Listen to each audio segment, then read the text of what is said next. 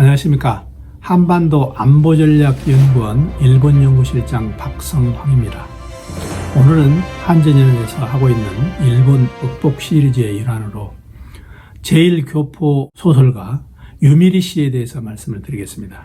제가 여러분들한테 일본 극복 시리즈를 말씀드리는 이유는 여러분들도 잘 아시겠죠. 우리가 반일, 친일, 그보다는 우리가 지금 이 시대 정신에 맞게 극일을 해야 된다. 그래서 극일을 하는 모범 사례로 안중근 의사, 삼성 이건희 회장, 그리고 롯데 신격호 회장, 그리고 구오키 선수 등등을 여러분들한테 말씀드려 왔습니다.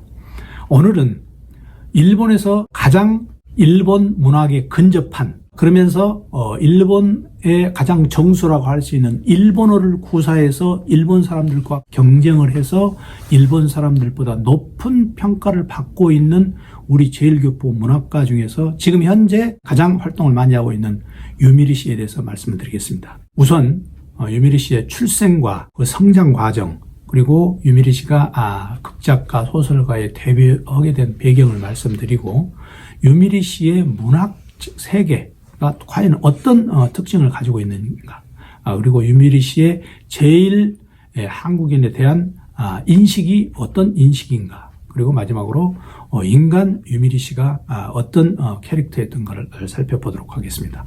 그럼 먼저 유미리 씨의 출생에 대해서 말씀드리겠습니다. 유미리 씨는 이제 간단히 여러분들한테 출생 말씀드리기 이전에 설명을 드리면은 2020년에 미국에서 전 미국 도서상을 받았습니다. 그러니까 미국의 노벨상이라고 할 수 있는 전 미국 도서상을 받았기 때문에 유미리 씨는 일본에서도 상을 굉장히 많이 받았습니다.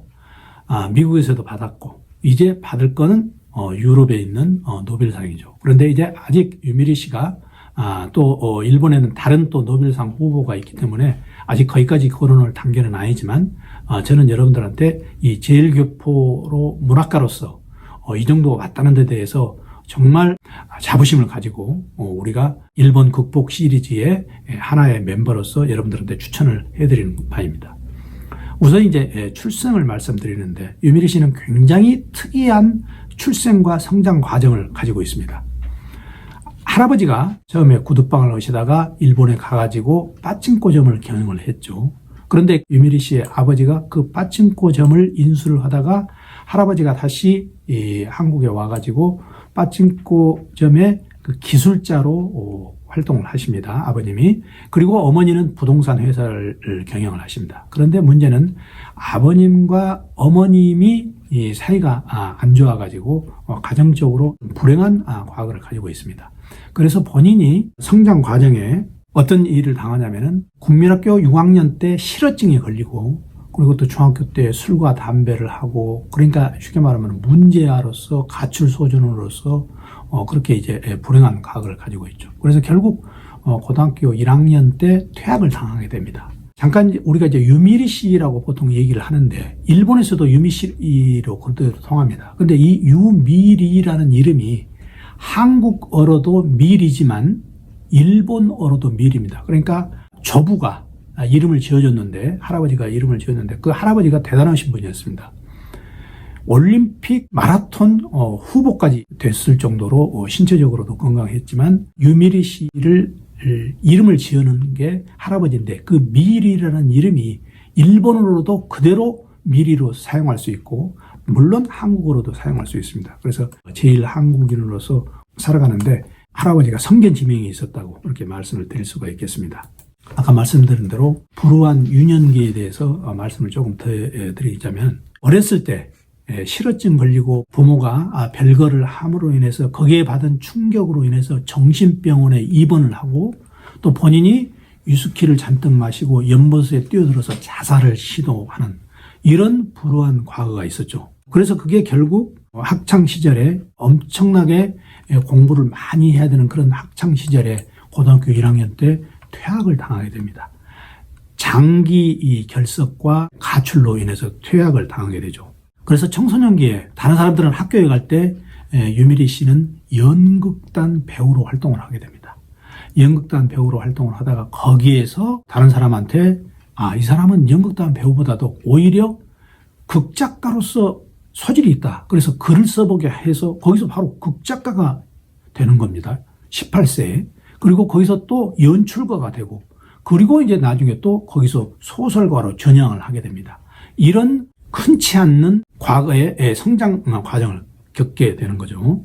그래서 극작가라면은 동경대 문학과, 와세다, 게이오, 일본대, 아오야마, 이런 유명한 대학의 문학부를 졸업하고 나서 대부분 일본 사람이나 제일교포 문학가들이 등단을 해서 정식으로 작가가 되는데, 유미리 씨는 특이한 과거의 청소년 과정을 거쳐서 극작가, 소설가가 되는 거죠.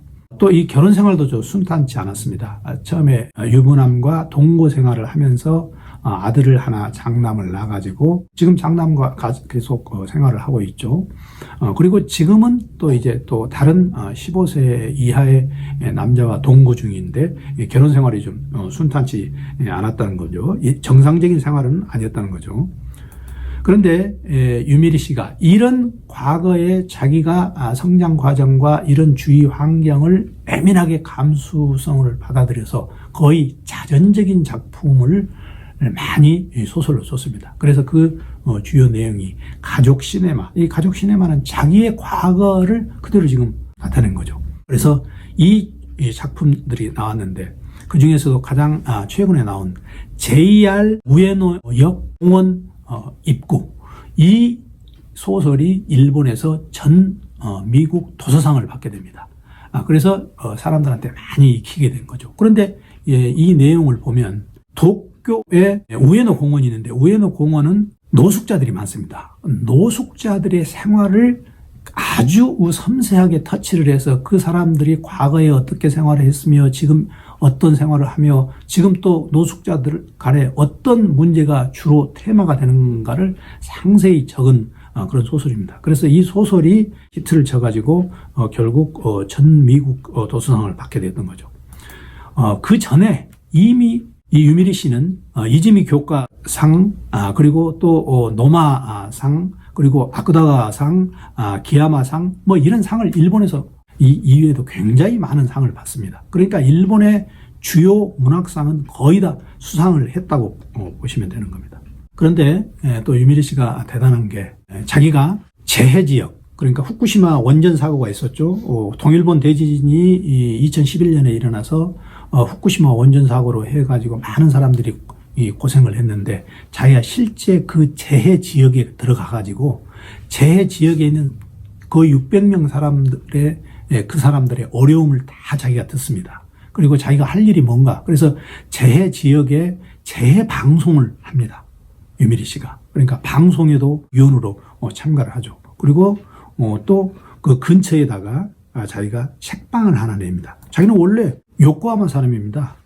자기가 후쿠시마 재해가 일어났다고 그래서 자기가 후쿠시마 지역에 가가지고 여러 군데 돌아다니면서 그 사람들 고충도 듣지만, 그 후쿠시마 미나미 소마시라는 그 지역에 가가지고 자기가 거기다 조그만 책방을 냅니다. 책방을 낸 이유는 그 근방에 있는 학생들이 학교에서 집으로 갈 때 거의 차가 1시간 반에 한 대씩 오는데 너무 이 학생들이 무료하게 있다. 그래서 그 학생들을 수시로 와가지고 책을 읽을 수 있도록 하는 그 책방을 냅니다. 그래서 제가 보기에는 유미리 씨가 그런 면에서 가장 밑바닥에 있는 생활의 그 사람들의 애환을 자기가 실제 당해본 그런 많은 그런 부분을 승화시키면서 자기가 또 그런 자선사업은 아니지만 그런 생활을 또 같이 몸으로 실천하는 데 대해서 굉장히 의미가 있지 않나, 그렇게 생각이 됩니다. 인생에 또 역정도 많이 있었죠. 아까 말씀드린 이 성장 과정에서 역정은 물론이거니와 첫 작품이 돌에서 헤엄치는 물고기라는 그 작품을 했는데, 그 작품이 일본의 최고 재판소까지 가가지고 이게 다른 사람의 프라이버시를 침해했다고, 그러니까 다른 사람의 그 작품으로서 인용을 한 게 아니고 그 사람의 실제 그 프라이버시를 침입했다고, 어떤 사람을 대상으로 했는데 프라이버시를 침입했다고 그래서 그게 최고 재판소까지 가가지고 결국 그게 이제 그 작품이 유통이 못 되게 되는 거죠.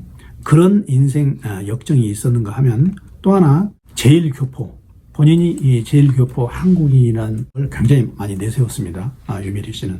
그래서 일본의 우익 민족 민족주의자들이 제일교포 유미리 씨가 사인회를 동경과 오사카에서 4군데 책방에서 하려고 그랬는데 거기 협박 전화를 했습니다. 만약에 사인회를 하게 되면 자기네들이 해코지를 하겠다.